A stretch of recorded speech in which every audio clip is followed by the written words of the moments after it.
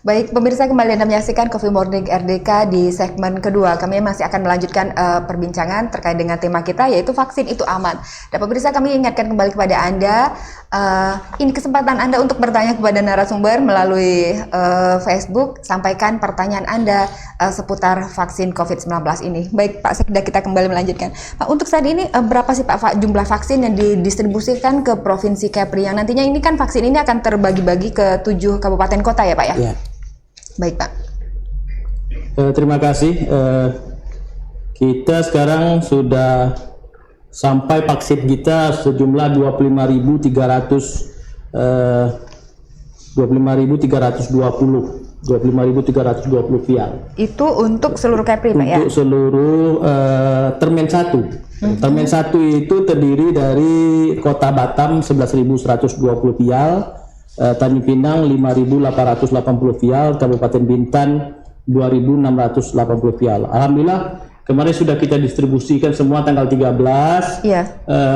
Dan semua 3 kabupaten kota kita sudah melaksanakan vaksinasi. Iya. Itu alhamdulillah, kami terima kasih kepada Bapak Bupati dan Forkopimda. Artinya 4 kabupaten kota yang lain belum ini Pak ya? termen kedua bulan Februari. Oh, oke, baik Pak. Besok akan datang lagi vaksin.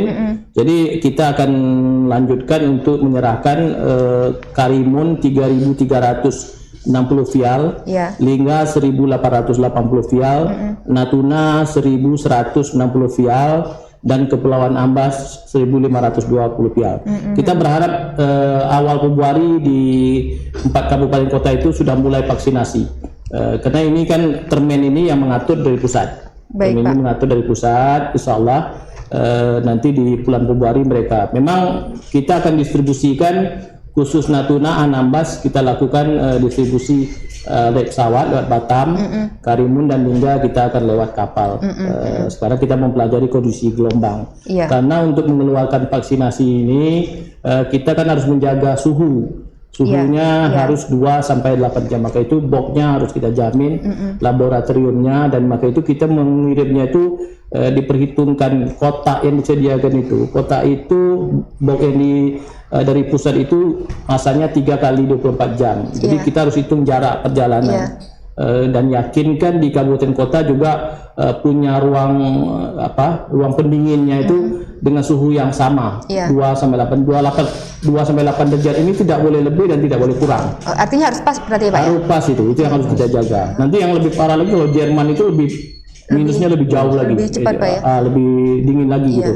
Itu yang harus kita jaga, karena kalau tidak menjaga kedinginan itu nanti vaksin itu sia-sia. Iya, artinya tidak bisa digunakan Pak ya? Ya, kami maka itu mengirimnya itu hitung betul waktunya dengan kendaraan, dan kita berharap nanti kita minta bantuan TNI Polri juga di bandara itu box vaksin kita itu langsung sampai pada hari keberangkatan, langsung ke bandara, itu yang kita kirim bersama.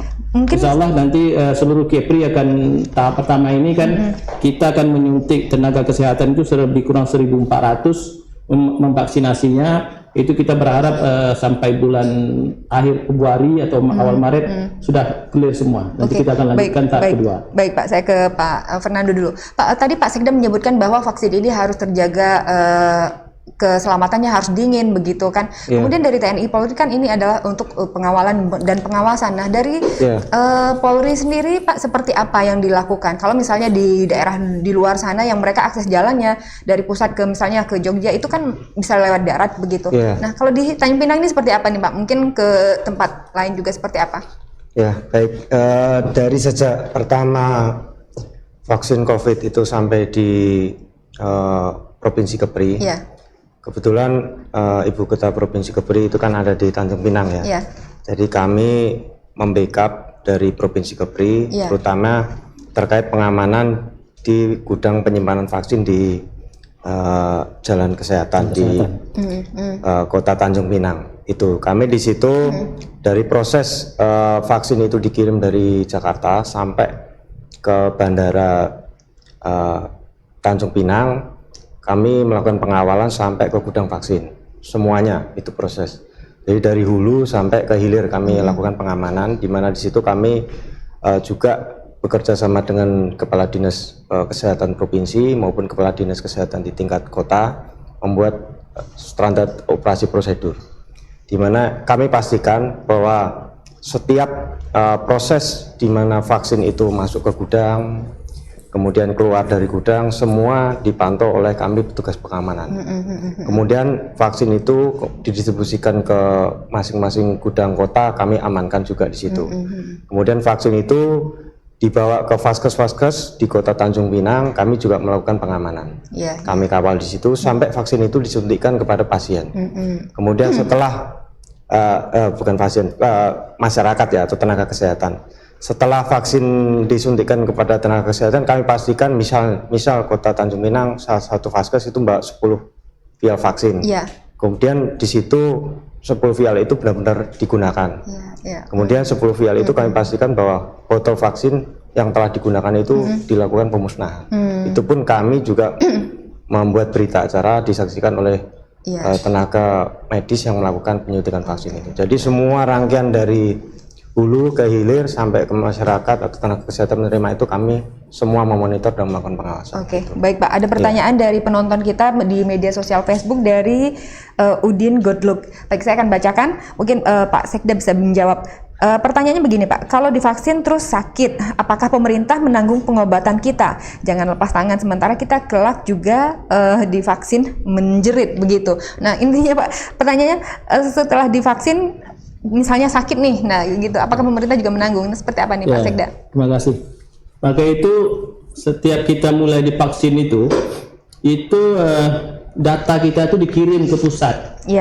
Namanya etiket. Saya aja baru dapat SMS misalnya untuk vaksinasi yang kedua tanggal 28. Jadi semua data kita itu dikirim ke pusat, mulai dari pendataan awal. Nanti ada semacam undangan lewat SMS. Kemudian kapan kita disuntik juga diinformasikan, pertama yang kedua. Jadi maka itu kita dipantau terus. Jangan ragu kalau Anda sudah divaksinasi. Itu setiap hari tim dari Dinas Kesehatan, dari Kementerian Kesehatan itu memantau, bukan saja dari pusat malah memantau kondisi kita, apakah ada keluhan. Jika ada trouble atau masalah, itulah yang kita panggil. Kita minta mereka berobat dan kita tangani. Jadi memang pemerintah, Bapak Presiden kita sudah memikirkan sejelimet mungkin. Artinya pemerintah juga hadir untuk masyarakat hadir ya Pak ya. Karena itu maka itu dibikin grup aplikasinya, bukan aplikasi Pemprov saja gitu. Pusat gitu. Jadi pemerintah pusat itu ada menangani, tim di situ berkumpullah beberapa spesialis ahli mempelajari. Karena ini sudah pernah dicoba juga di Bandung, Bapak Gubernur Jawa Barat, Ridwan Kamil RK dan timnya sudah duluan, malah mereka kan dipantau terus. Alhamdulillah mereka sehat semua. Kalau untuk pola pemberian vaksin ini seperti apa sih Pak? Ini kan tadi Bapak nyebutkan ada pejabat terlebih dahulu, kemudian juga ada tenaga kesehatan. Nah itu seperti apa Pak? Apakah mereka dicek juga kesehatannya, tensi darahnya dan lain sebagainya Pak? Iya. Jadi memang pemerintah itu sudah membagi schedule jadwal vaksinasi itu ada tiga termen lah ya. Pertama mungkin untuk petugas kesehatan, pada sekarang ini termen 1 lah, tahap 1 tenaga kesehatan kita ditambah dengan tokoh pimpinan daerah dalam arti kepala daerah ditambah dengan Forkopimda. Tokoh misalnya ketua MUI, ketua LAM, ketua pimpinan umat Kristen dan agama lainnya. Alhamdulillah di Kepri, di provinsi, di kabupaten kota saya lihat tokoh-tokoh semua ikut vaksinasi dalam rangka menjadi panutan kepada masyarakat. Kemudian nanti tahap kedua di TNI Polri, aparat hukum dan petugas pelayanan publik itu diperkirakan Maret itu TNI Polri. Jadi yang ketiga nanti baru tokoh-tokoh masyarakat RT RW dan lainnya, sampai nanti ke yang keempat guru dan sampai kepada nanti masyarakat. Insya Allah mulai bulan Agustus baru sampai ke masyarakat. Kemudian kita sewaktu sebelum divaksin kita pasti ada semacam biodata, itulah yang harus kita isi. Kemudian itu ada 4 meja. 4 meja itu mengecek tingkat kesehatan kita, apakah kondisi suhu kita, apakah kita ada sakit komorbid dan lainnya. Jadi memang dalam data yang kita terima setiap harinya ada juga yang tidak dijadi vaksinasi. Jadi begitu dicek oleh dokter, oleh medis, meja 1, meja 2, biasanya di meja 2 itu akan ketemu. Saya jadi hafal nih, walaupun saya bukan orang kesehatan gitu.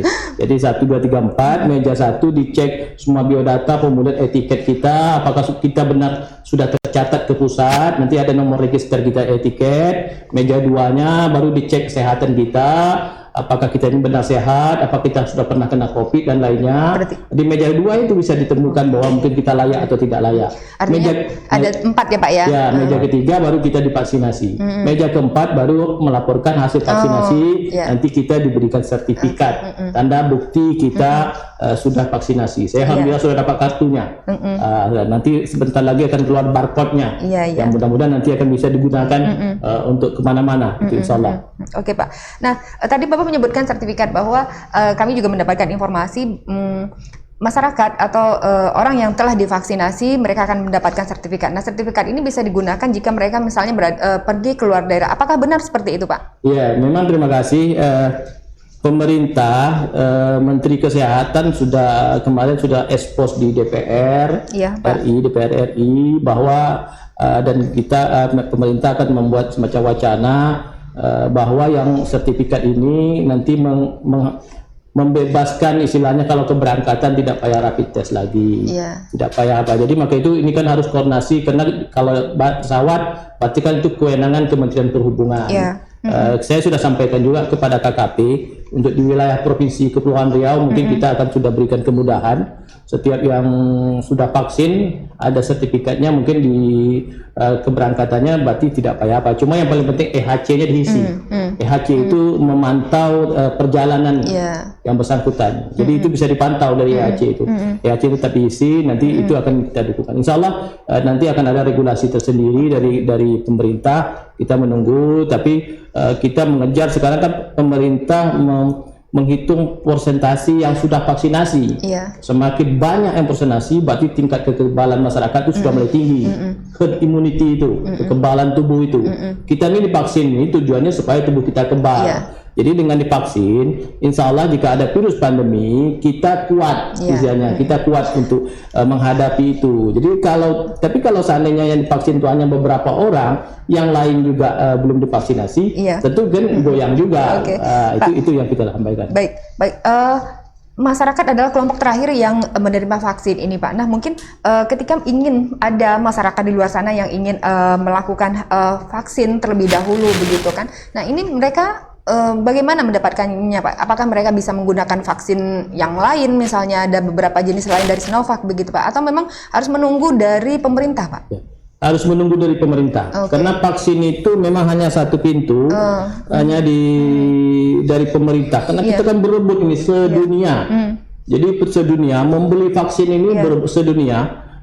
Antri negara-negara. Alhamdulillah pemerintah Indonesia cepat dapat. Bahkan masih banyak. India pun belum begitu lengkap dapatnya. Kita sudah tekan kontrak duluan, walaupun kita membeli dari kemarin Zoom meeting kami dengan Kementerian Kesehatan, kita bukan satu vaksinasi Cina saja yang kita beli, Sinovac saja. Seluruh vaksin, selesai ada 6 jenis tuh.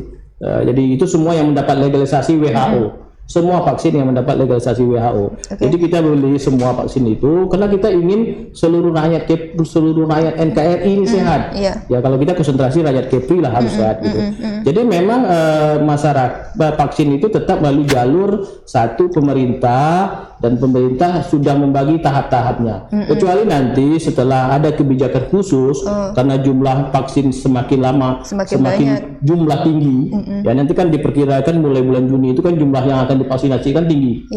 Nanti pemerintah mungkin akan mengeluarkan kebijakan sendiri, itu silakan saja, itu kita tunggu. Tapi untuk saat ini vaksinasi itu sudah diarahkan tahap 1 untuk tenaga kesehatan, tahap kedua untuk TNI Polri, nanti baru pelayanan publik, baru nanti terakhir masyarakat. Jadi kenapa? Karena kita ingin yang terdepan itu yang berhadapan dengan masyarakat, mereka kita yakinkan sudah kebal tubuhnya. Jadi untuk menyatakan kebal itu vaksinasi itu. Pak, benarkah ini memang vaksin ini gratis, Pak? Gratis, memang benar memang gratis. Pak, ya? Vaksinasi ini gratis. Kita sampai saat ini belum ada diterima minta uang. Jadi memang tidak boleh itu. Jadi memang gratis, benar-benar pemerintah membelinya dengan anggaran pemerintah yang cukup besar dan memberikan untuk rakyat Indonesia gratis.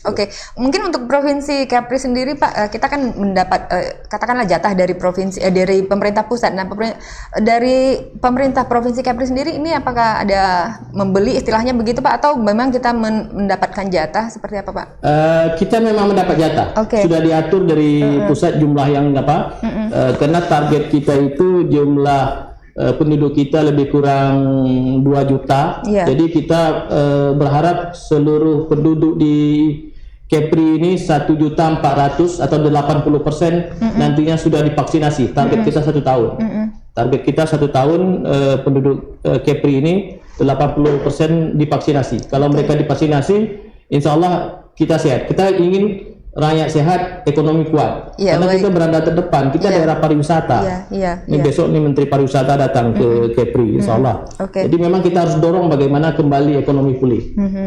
Baik, artinya kalau ekonomi kembali pulih, aktivitas masyarakat, roda perekonomian kembali bergairah, begitu ya, Pak, ya? Iya, itu insya Allah.